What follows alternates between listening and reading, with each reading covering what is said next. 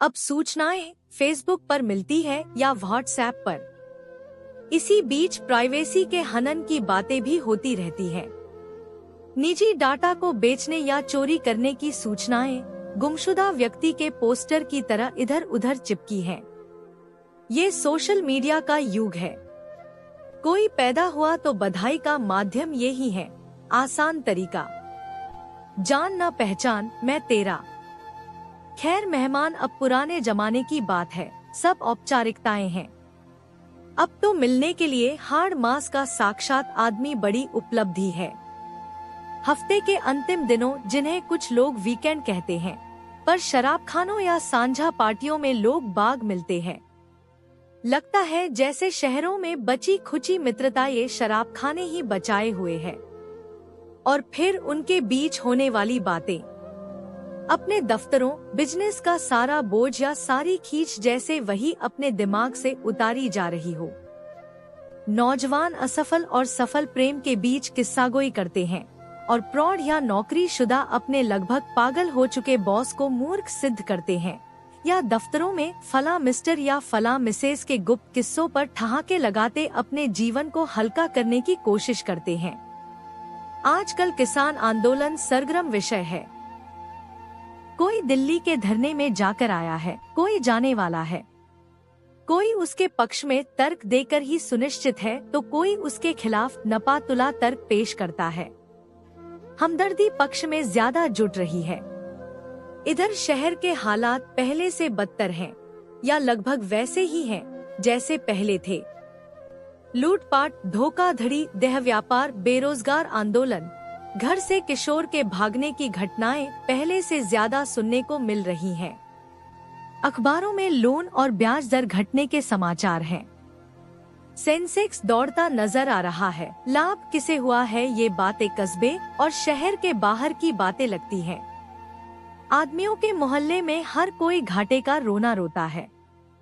Property में मंदी छाई है।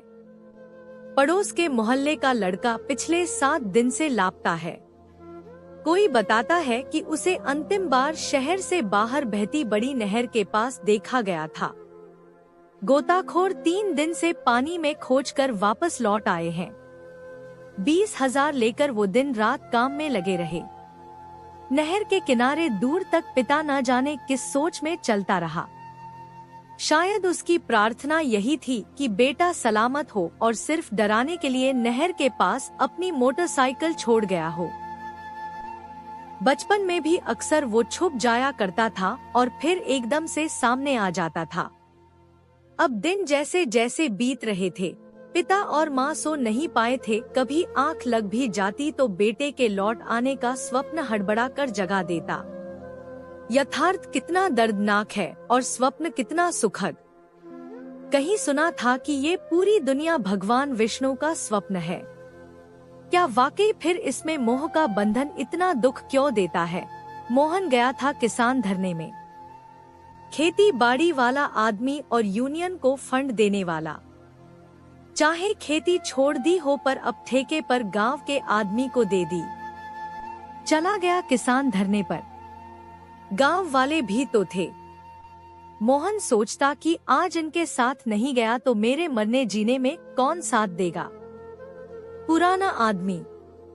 मोहन का जब बाप मरा तो पूरा गांव अंतिम रस्म में शामिल हुए था। उसके बाप का सहचार भी बड़ा था गांव में। हर मरण जन्म पर शामिल होता। ऐसे ही थोड़ी एक बार गांव की सरपंची कर गया। मोहन शहर में बस गया। नौकरी पेशा हो गया। हर सप्ताह ठेके पर दिए अपने खेतों के चक्कर लगाता, आसामी से मिलता। फिर धीरे धीरे महीने बाद या ठेके की रकम लेने छमाही जाता। बूढ़ा भी गया। लड़कों को अपने काम से फुर्सत कहाँ थी। कह देते कि ठेके की रकम भी बैंक अकाउंट में जमा करवा लिया करो। जाने की क्या जरूरत, ऑनलाइन बैंकिंग है अब। मोहन सोचता, लड़कों को सहचार का क्या पता। फिर वो भी मोबाइल पर सक्रिय हो गया। मरने, पैदा होने आदि की सब खबर अब मोबाइल पर मिल जाती। गांव के सब अड़ोसी पड़ोसी जानने वाले अब ऑनलाइन थे। गांव के लोगों ने अपना व्हाट्सएप ग्रुप बना लिया था। सुबह सवेरे मोहन उठता और सबको सुबह की नमस्कार खूबसूरत चित्रों के साथ भेजता। किसान धरने पर जाने की बात भी उसे सोशल मीडिया से पता चली। उसे भी ये बताना था कि अभी वो जिंदा है, उसे भी कई लोग जानते हैं। इसलिए गांव के लोगों के साथ घरवालों के मन करने के बावजूद भी चल गया। आखिर उसके मरने के बाद गांव के लोग तो उसके साथ रहे। शहर वालों की तरह 4 लोगों में जनाजा निकलने से क्या इज्जत रह जाती भला। मोहन परेशान है कि अब मोहल्ले में या आसपास कोई घृणा घटती है तो पता नहीं चलता। सुबह की सैर हो या शाम की, सूचना मोबाइल के सोशल मीडिया पर आ गई तो ठीक, वरना कौन मरा कौन जिया यहाँ शहर में कुछ पता नहीं चलता। जाने वो लड़का घर लौट के नहीं, कैसे इतने दिन माँ बाप ने बिताए होंगे। शव मिल जाता तो भी एक इंतजार खत्म होता, पर ये बड़ी विकट स्थिति है। जाने लड़का नहर में डूब है या डर पैदा करके कहीं और बैठा है, और नहीं तो माँ बाप को परेशान करने का मजा ही सही। मोहन धरने से लौट आया है पर एक शव के साथ। राजी जो जमींदारों का नौजवान लड़का था, केवल 24 साल का, उसे हार्ट अटैक आ गया।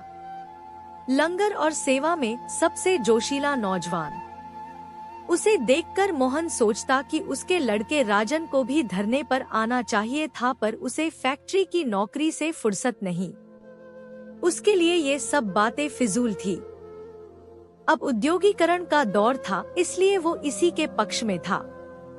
खैर, टेम्पो ट्रेवल में राजी के शव को लेकर लौटते हुए जाने क्यों उसे अपने बेटे राजन की बात कभी कभी सही लगती। लगभग 50 नौजवान और बुजुर्ग किसान इस धरने में मर चुके थे। कुछ ठंड से, कुछ हार्ट अटैक या किसी अप्रत्याशित दुर्घटना से। सरकार अपनी जिद पर अड़ी थी, पर किसान उससे भी ज्यादा दृढ़ इरादे से लड़ रहे थे। आखिर कब अंत होगा इस जिद का, इस दुख का? क्या वाकई आदमी सरलता से जीने का अधिकारी होने के लिए तिल तिल मरेगा? क्या ये नई तकनीक हम सभी को इतना अकेला कर देगी?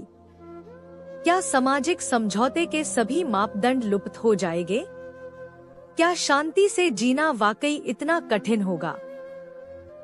धरने के दौरान न जाने कितने सिद्धांत, आजादी के तराने और सरकारी तंत्र की असलियत के भाषण उसने सुने।